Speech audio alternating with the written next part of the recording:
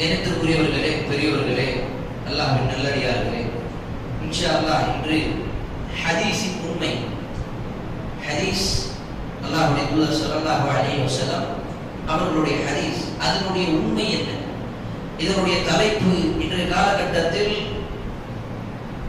மிகவும் முக்கியமாக தேவைப்படுகின்ற, பேசுகின்ற ஒரு தலைப்பாக மாறிவிட்டது.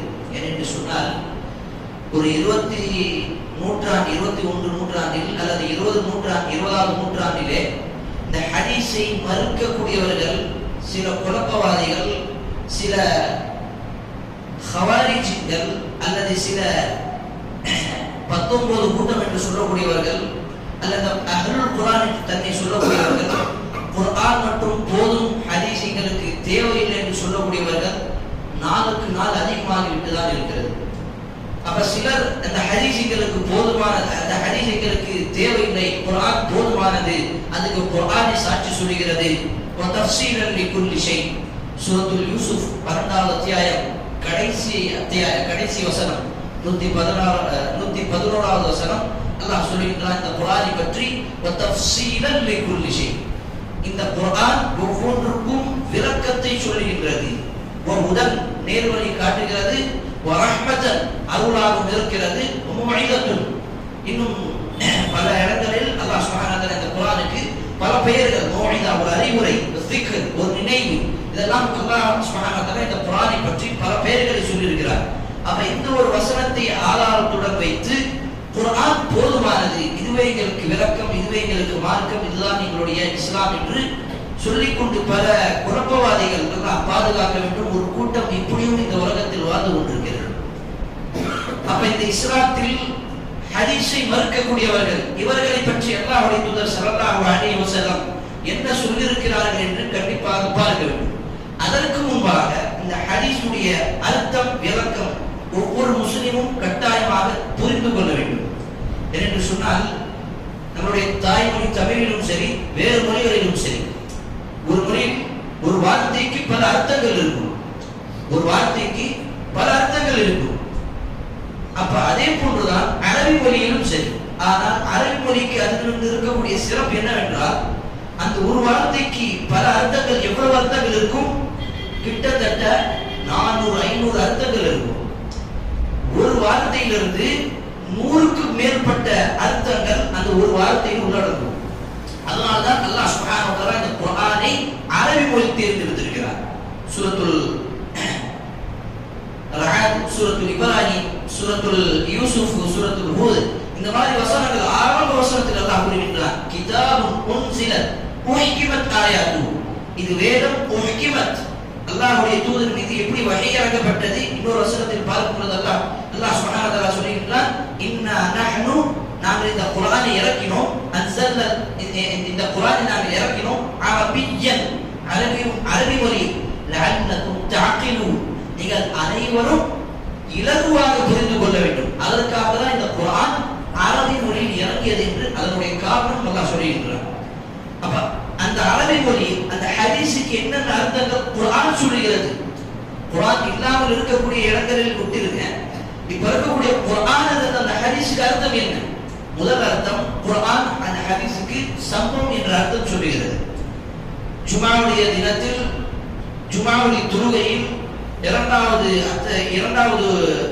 ரக்அத்தில் நாங்கள் அடிக்கடி ஓதுகின்ற ஒரு அத்தியாயம், ஒரு சூரா, ஹல் அதாக ஹதீஸுல் காஷியா. அங்க வரக்கூடிய அந்த ஹதீஸ் என்ன அர்த்தம்? அல்லாஹ்வுடைய தூதர் மீது வசனம் இறங்குகிறது, காஷியா, சூழ்ந்திருக்கக்கூடிய அந்த அதாவை பற்றி, அந்த மறுமை நாளை பற்றி, அந்த வேதனை பற்றி, நபியே அந்த சம்பவம் உங்களுக்கு தெரியுமா? சூரத்துல் புரூஜ், ஹல் அதாக ஹதீஸுல் ஜுனூத், அந்த படை உள்ளவர்கள் ஃபிரௌனை பற்றி அல்லாஹ் கேட்கின்றான், இந்த ஃபிரௌனை பற்றி சம்பவம் உங்களுக்கு தெரியுமா நபியே? அதை கொண்டு சூரத்துத் தூர் 52வது அத்தியாயத்தில் அல்லாஹ் கூறுகின்றார், ஹல் அதாக ஹதீஸு ضيف இப்ராஹிம் அல் முக்ரமி, இப்ராஹிம் அலைஹிஸ்ஸலாம் அவர்களிடம் வந்த அந்த விருந்தாளிகள், அவர்களுடைய சம்பவத்தை பற்றி நபி உங்களுக்கு தெரியுமா? அப்ப அல்லாஹ் அந்த இடத்தில் சொல்லக்கூடிய அந்த ஹதீஸுக்கு அர்த்தம் அந்த சம்பவம், அந்த செய்தி. இந்த குர்ஆன் சொல்லுகிறது முதலாவது அர்த்தம். இரண்டாவது அர்த்தம், அந்த ஹதீஸுக்கு என்ன அர்த்தம்? இந்த ஹதீஸுக்கு அர்த்தம் குர்ஆன் தான். ஹதீஸுக்கு அர்த்தம் அல்லாஹ் குர்ஆனிலே குர்ஆனுக்காகவும் பயன்படுத்தி இருக்கிறார். சூரத்துல் முர்சலாத் 77வது அத்தியாயம் கடைசி வசனம், ஃபபி ஐயி ஹதீஸின் பஅதஹு யுமினூன். இந்த குர்ஆனுக்கு பிறகு, இந்த ஹதீஸுக்கு பிறகு அவர்கள் எதன் மீது ஈமான் வைப்பார்கள், நம்பிக்கை கொள்வார்கள்? இதே வசனம் சூரத்துல் அராஃப் 7வது அத்தியாயத்தில் அல்லாஹ் கூறுகின்றார், ஃபபி ஐயி ஹதீஸின் பஅதஹு யுமினூன். நபியே, இந்த ஹதீஸுக்கு பிறகு, இந்த குர்ஆனுக்கு பிறகு அவர்கள் எதன் மீது ஈமான் வைப்பார்கள், நம்பிக்கை கொள்வார்கள்? சூரத்துல் கலம் 78வது அத்தியாயத்தில் அல்லாஹ் கூறுகின்றார், 68வது அத்தியாயத்தில் அல்லாஹ் கூறுகின்றார், ஃபதர்னி வமை யுகஸ்ஸிபு பிஹாதல் ஹதீஸ். நபியே, இந்த குர்ஆனை புறக்கக்கூடியவர்களை விட்டு விடுங்கள், அவர்களுடைய பொறுப்பு என்னி, நான் அவர்களை பார்த்து விடுவேன். இந்த குர்ஆனை யார் புறக்கணிக்கிறார்களோ அவர்களை நீங்கள் விட்டு விடுங்கள். வமை யுகஸ்ஸிபு பிஹாதல் ஹதீஸ், இந்த ஹதீஸை, இந்த குர்ஆனை புறக்கணிக்கக்கூடியவர்களை. அப்ப அந்த ஹதீஸுக்கு வார்த்தை இதுதான் எதை குறிக்கிறது? அல்லாஹ்வுடைய வேதம், இந்த திருக்குர்ஆன். அதே போன்று ஹதீஸுக்கு இன்னொரு அர்த்தம் குர்ஆனில் அல்லாஹ் சொல்லுகின்றார். ஹதீஸுக்கு அர்த்தம் பேச்சு. பேச்சுக்கும் அல்லாஹ் சுப்ஹானஹு வ தஆலா இந்த ஹதீஸ் என்ற வார்த்தையை பயன்படுத்துகின்றார். உதாரணத்துக்கு சூரத்துன் நிசா 4வது அத்தியாயத்தில் அல்லாஹ் கூறுகின்றார், வமன் அஸ்தகு மினல்லாஹி ஹதீஸா. அல்லாஹ்வை விட பேச்சில் மிக உண்மையானவர் யார் இருக்க முடியும்? அதே சூரத்துன் நிசா 4வது அத்தியாயத்தில் அல்லாஹ் கூறுகின்றார், வலா யக்துமுனல்லாஹ ஹதீஸா. உண்மையான விஷயங்களை அல்லாஹ் ஒருபோதும் மறைக்க மாட்டான். அல்லாஹ் உண்மையான பேச்சை, அல் ஹதீஸ், வலா யக்துமுனல்லாஹ ஹதீஸா. அப்ப இந்த இடத்துல எல்லாம் வரக்கூடிய வார்த்தைக்கு என்ன அர்த்தம்? அல் ஹதீஸ், பேச்சு. அதே போன்று சூரத்துல் தஹரீம் 66வது அத்தியாயத்தில் அந்த நபிமார்களுடைய மனைவிமார்கள் அவர்கள் ஒருத்தர் ஒருத்தர் பேசிக் கொண்டிருக்கக்கூடிய அந்த பேச்சுக்கு அல்லாஹ் இந்த இடத்தில் அல் ஹதீஸ் என்ற வார்த்தையை பயன்படுத்துகின்றார். வை அஸர்ரன் நபியு இலா பஅதிஹி அஸ்வாஜி ஹதீஸா.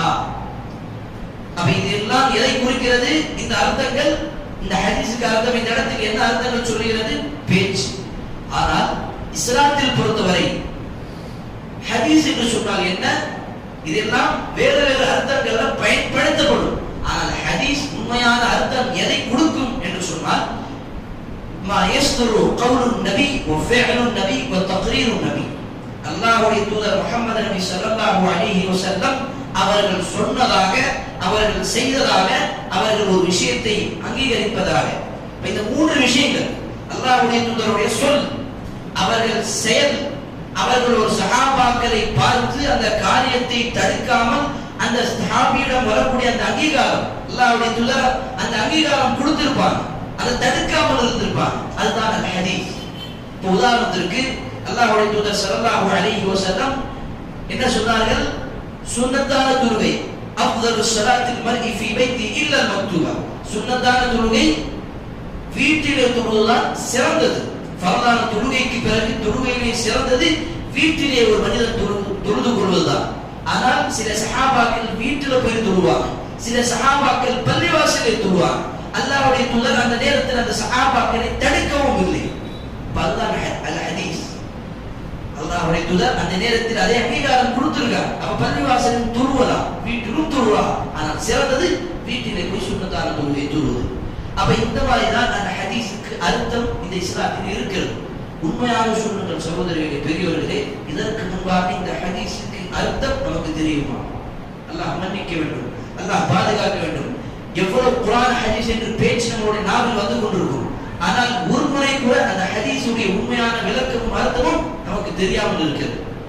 மிகப்பெரிய வாதத்துக்கெல்லாம் நாங்கள் கூப்பிடுவோம், மிகப்பெரிய பேச்செல்லாம் பேசிக்கொண்டு பயான் எல்லாம் பண்ணுவோம். ஆனால் சில பேரை தவிர பல பேருக்கு அல் ஹதீஸ் என்ற வார்த்தைக்கு பொருள் தெரியாமல் இருக்கிறது. அப்ப இந்த குர்ஆனை படித்து பார்த்தால் தான் நமக்கு தெரியும். இப்ப அந்த ஹதீஸுடைய உண்மை என்ன, அதை நாங்கள் புரிந்து கொள்ள வேண்டும். இந்த ஹதீஸ் குர்ஆனுக்கு நிகரமாக கிடையாது, ஆனால் குர்ஆனுக்கு பிறகுதான். அல்லாஹ்வுடைய வார்த்தைக்கு நிகராக எந்த ஒரு வார்த்தையும் கிடையாது. அல்லாஹ் நஸல அஹ்ஸனல் ஹதீஸ், அல்லாஹ் இறக்கிய இந்த வார்த்தை தான் மிக அழகான சொல். ஆனால் அதற்கு பிறகு அதனுடைய தெளிவு விளக்கம் இந்த ஹதீஸ். ஹதீஸ் என்று சொன்னால் அல்லாஹ்வுடைய தூதர் ஒரு காரியத்தை புரிந்து மக்களுக்கு சொல்லிக் கொடுத்திருப்பார்கள், அதை தன்னுடைய வாழ்க்கையில் கடைபிடித்திருப்பார்கள். இதுதான் அல் ஹதீஸ்.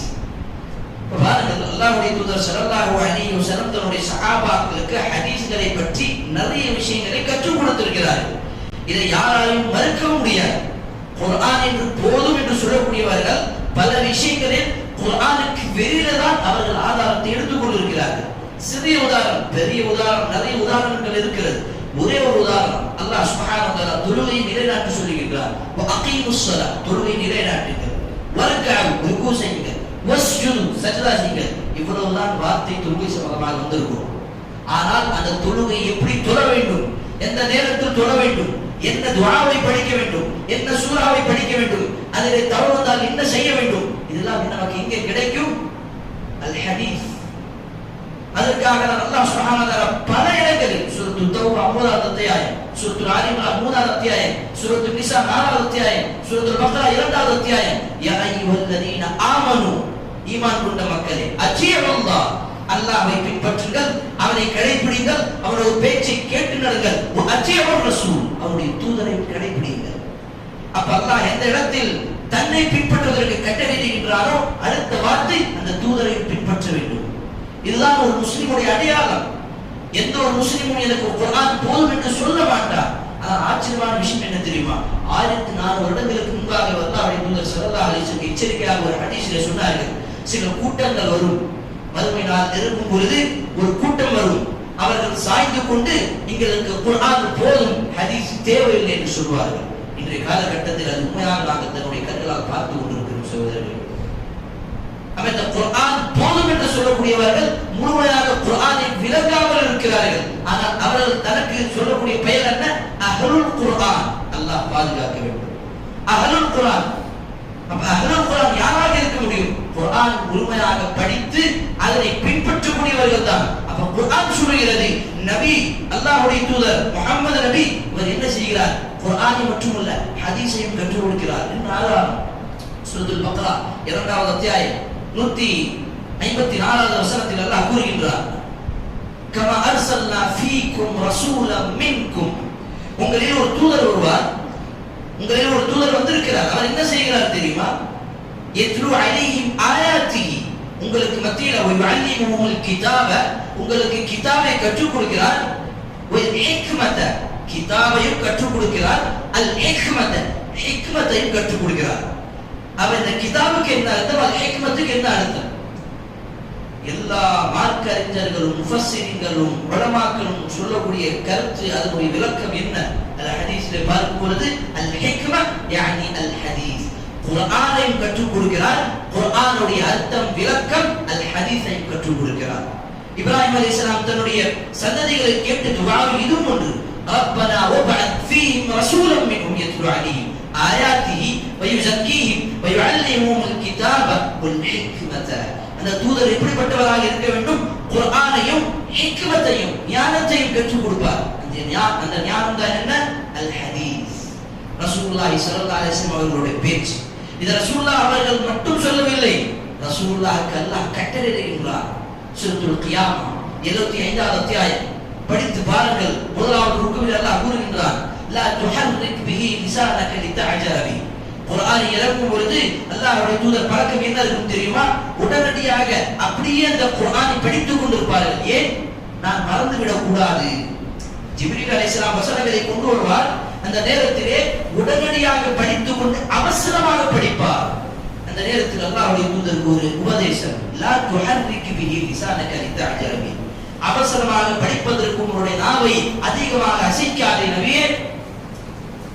இன்ன அலைனா ஜம்அஹு வ குர்ஆன, இந்த குர்ஆனை உன்னுடைய உள்ளத்தில் சேர்ப்பது எங்கள் மீது கடமை, அது எங்களுடைய பொறுப்பு. சும்ம இன்ன அலைனா பயான, அந்த குர்ஆனை சேர்ப்பது எங்கள் மீது கடமை என்று சொன்ன வார்த்தைக்கு பிறகு அல்லாஹ் என்ன சொல்கிறான், பிறகு அதனுடைய பயான், அதனுடைய விளக்கமும் சொல்வது எங்கள் மீது கடமை. அதனுடைய விளக்கம் எங்க, அதுதான் அல் ஹதீஸ்.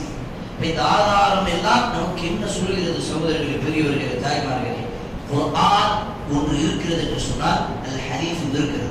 அல்லாஹ்வுடைய தூதர் தன்னுடைய மரணத்துக்கு 3 மாதங்களுக்கு முன்பாக சொன்ன வார்த்தை, தரக்து ஃபீக்கும் அம்ரைன், நான் 2 விஷயங்களை உங்கள் மத்தியில் விட்டு செல்கிறேன்.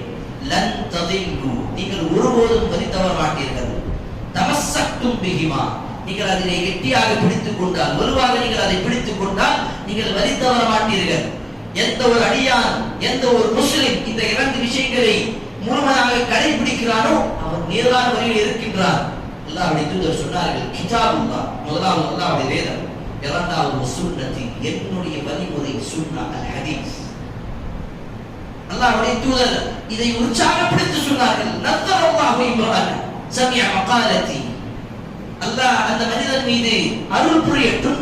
எந்த ஒரு மனிதன் என்னிடத்தில் கேட்ட ஒரு விஷயத்தை அவன் மனப்பாடம் செய்து மக்களுக்கு எட்டி வைக்கின்றான். அதனால்தான் இந்த ஹஜ்ஜத்துல் விதா கடைசியாக சஹாபாக்களை நோக்கி அல்லாஹ்வுடைய தூதர் உரை நிகழ்த்தினார்களே, 1,00,000க்கு மேல் அந்த சஹாபாக்கள் இருந்தார்கள். கடைசியாக முடிக்கும் பொழுது சொன்னார்கள், பல்லிகு அன்னி வலவ் ஆயா, என்னிடத்தில் கேட்ட ஒரு செய்தியாக இருந்தாலும் சரி அதை மக்களுக்கு எட்டு வையுங்கள், மக்களுக்கு எடுத்து சொல்ல வேண்டும். இது நம்முடைய கடமை, இதுதான் தப்லீக்.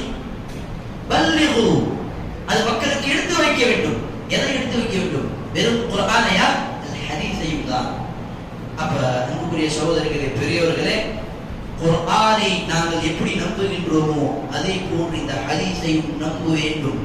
அப்படி நம்பவில்லை என்று சொன்னால் அவர் முஸ்லிமாக இருக்க முடியாது. ஏன்? அவர் ஹதீஸை நம்பவில்லை என்று சொன்னால் குர்ஆனிலே வரக்கூடிய பல வசனங்களை அவர் நம்பவில்லை, பல வசனங்களை அவர் மறுக்கிறார் என்றுதான் அர்த்தம். அப்ப குர்ஆனை நாங்கள் எப்படி அல்லாஹ்வுடைய வேதம் வார்த்தை என்று நம்புகின்றோமோ, அல் ஹதீஸ் அல்லாஹ்வுடைய தூதர் சொன்ன வார்த்தை, அதுவும் அல்லாஹ்வால் வந்த ஒரு வஹீதான். சூரத்துன் நஜ்ம் 53வது அத்தியாயத்தில் அல்லாஹ் கூறுகின்றார், இன் ஹுவ இல்லா வஹீ யூஹா, அந்த நபி சொல்லக்கூடிய ஒவ்வொரு வார்த்தையும் வஹீயாக இருக்கிறது. அப்ப அவர் சொன்ன அந்த ஹதீஸ் தன்னுடைய வார்த்தை, ஆனால் செய்தி அல்லாஹ்விடத்தில் வந்த அந்த செய்தி தான். அப்ப அந்த குர்ஆன் அல் ஹதீஸை பாதுகாப்பதற்காக தான் பல முஹத்திஸீன்கள் இந்த சமுதாயத்தில் உருவாக்கி இருக்கிறார்கள். பல முஹத்திஸீன்கள் இந்த சமுதாயத்தில் அந்த நபியுடைய இந்த நபி வழிகள் போய் சேர வேண்டும் என்பதற்காக பல நாடுகள் அவர்கள், குர்ஆன் அவர்களுக்கு ஒரு புத்தகமாக கிடைத்து விட்டது, ஆனால் பல நாடுகள் அவர்கள் பிரயாணம் செய்து எதற்காக? ஒரு ஹதீஸ் என்னுடைய பின்வரக்கூடிய சமுதாயத்திற்கு போய் சேர வேண்டும் என்பதற்காகவே பல சஹாபாக்களுக்கு பிறகு வரக்கூடிய பல மார்க்க அறிஞர்கள் மிகப்பெரிய தியாகத்தை செய்திருக்கிறார்கள். அதற்கு பிறகுதான் நாங்கள் இன்று படிக்கக்கூடிய சஹீஹ் புகாரி, முஸ்லிம், அபூ தாவூத், இப்னு மாஜா, திர்மிதி, நசாயி, அஹ்மத், தாரிமி, இப்னு குத்மே, இந்த மாதிரி பல ஹதீஸ் நூல்கள் புத்தகம் இருக்கிறது. இதெல்லாம் நாங்கள் படிக்க வேண்டும். பல ரஹ்மான் அனைவருக்கும் இந்த குர்ஆன் மீது எப்படி நம்பிக்கை இருக்கிறதோ ஹதீஸின் மீதும் அப்படியே முழுமையான நம்பிக்கை ஒரு முஸ்லிமுக்கு எப்படி இருக்க வேண்டுமோ அதே போன்ற நம்பிக்கை பல ரஹ்மான் அனைவருக்கும் நம்முடைய உள்ளத்தில் போட்டு விடுவாராக. ஆமீன்.